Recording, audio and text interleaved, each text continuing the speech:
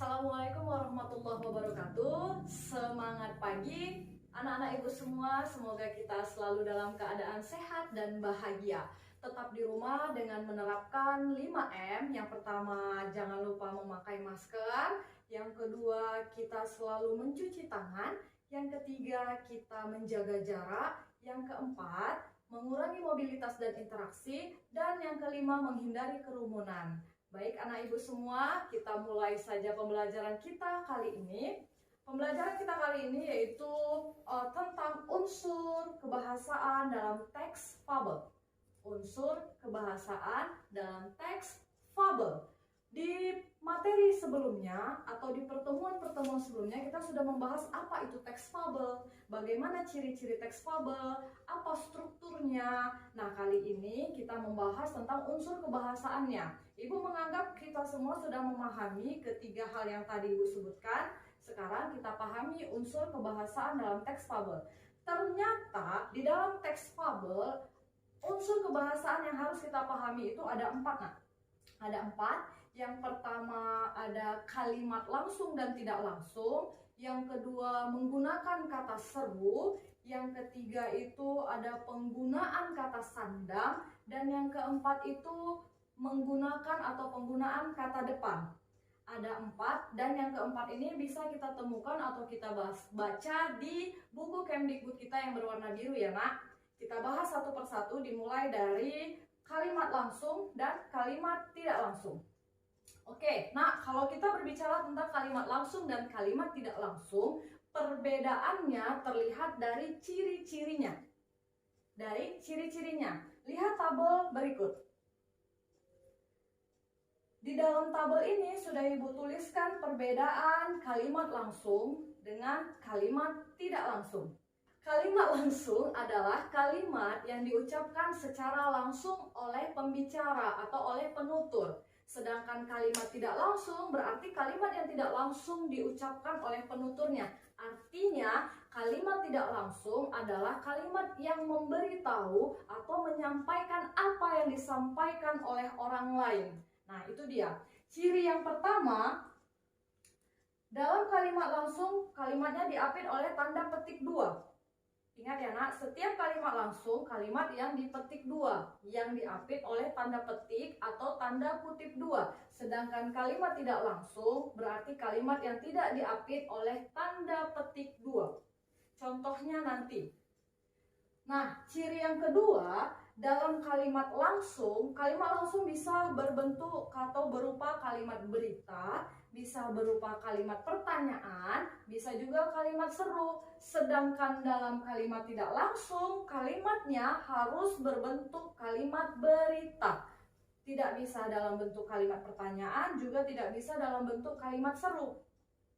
Nah, ciri berikutnya, kalau dia kalimat langsung itu menggunakan kata ganti orang pertama dan kata ganti orang kedua. Tahu kan nak kata ganti orang pertama dan kedua? Orang pertama itu berarti aku kalau dia sendiri, kami kalau dia banyak. Kata ganti orang kedua itu contohnya kamu. Kata ganti orang ketiga contohnya dia kalau dia banyak atau jamak, contohnya mereka. Nah, dalam kalimat tidak langsung ciri berikutnya adanya pergantian kata ganti. Jadi umumnya dalam kalimat tidak langsung ini kata gantinya itu sering menggunakan kata ganti orang ketiga. Kemudian dalam kalimat tidak langsung juga umumnya menambahkan kata bahwa. Perhatikan contoh berikut. Contoh, Ibu buat di sini. Hei Ulu, aku tidak suka hujan, kata kodok. Hei Ulu, aku tidak suka hujan, kata kodok. Nah, ada tanda petik, berarti ini adalah kalimat langsung. Kita bisa mengubah kalimat langsung ini menjadi kalimat yang tidak langsung. Bagaimana caranya? Dengan memperhatikan ciri-ciri yang Ibu sampaikan tadi, nak. Nah, hei Ulu, aku tidak suka hujan. Aku kan orang pertama, kata ganti orang pertama. Kita ganti menjadi kata ganti orang keberapa, nak? Ya, orang ketiga. Kodok berkata kepada Ulu bahwa aku menjadi dia. Kodok berkata kepada Ulu bahwa dia tidak suka hujan. Oke nak, paham sampai di sini? Ibu harap kalian memahami contoh yang Ibu sampaikan.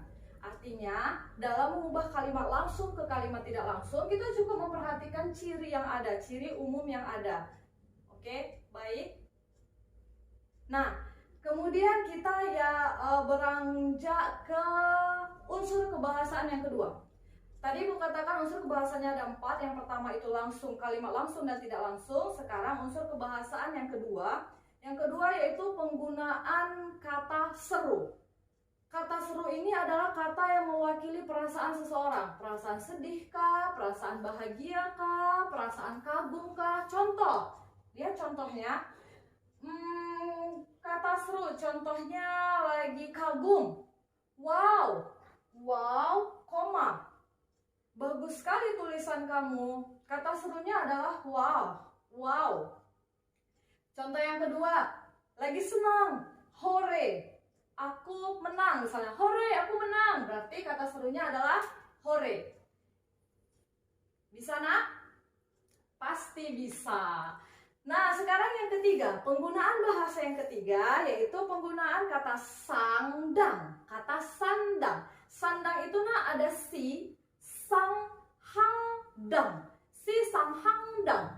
Tapi yang selalu digunakan dalam karya sastra, atau cerita itu si dan sang. Dia tidak memiliki arti nak. Dia memiliki arti jika dipadukan dengan kata sifat atau benda yang mengikutinya. Contoh, si kancil anak nakal. Nah, si kancil. Si menunjukkan kata benda atau menunjukkan sifatnya si kancil. Itulah dia kata sandang nak. Atau contoh yang kedua, sang merah putih berkibar di tiang bendera yang tinggi misalnya. Sang merah putih, dia menunjukkan ke kata benda. Oke? Bisa? Pasti bisa. Nah, penggunaan bahasa atau unsur kebahasaan teks fabel yang terakhir yaitu penggunaan menggunakan kata depan. Iya, menggunakan kata depan. Jadi di dalam teks fabel itu nak banyak terdapat kata depan. Kata depan yang menunjukkan tempat dan menunjukkan waktu. Ingat ya nak, dalam teks fabel banyak menunjukkan kata tempat dan menunjukkan kata waktu. Keterangan, maaf ya. Keterangan tempat dan keterangan waktu. Inilah dia termasuk ke kata depan. Contohnya, perhatikan contoh yang Ibu berikan. Oke. Contoh kata depan di sungai berarti menunjukkan kata tempat. Misalnya ke danau, kata depannya menunjukkan keterangan tempat. Oke. Pada masa lampau berarti kata depannya di situ adalah kata pada. Nah, kata pada di dalam kata pada masa lampau menunjukkan keterangan waktu. Iya. Oke, sampai di sini pembelajaran kita nak. Semoga apa yang Ibu sampaikan tentang unsur kebahasaan teks fabel bisa menambah pengetahuan kita, makin memahami apa itu teks fabel. Jika ada pertanyaan, anak-anak Ibu semua bisa chat melalui grup WA kita nak, atau bisa nanti pada saat luring kita diskusi kembali. Tugas yang akan Ibu berikan dalam pembelajaran kali ini akan Ibu sampaikan di grup WA kita nanti. Sekian dari Ibu, tetap semangat walau belajar dari rumah, selalu jaga kesehatan, semangat pagi. Assalamualaikum warahmatullahi wabarakatuh.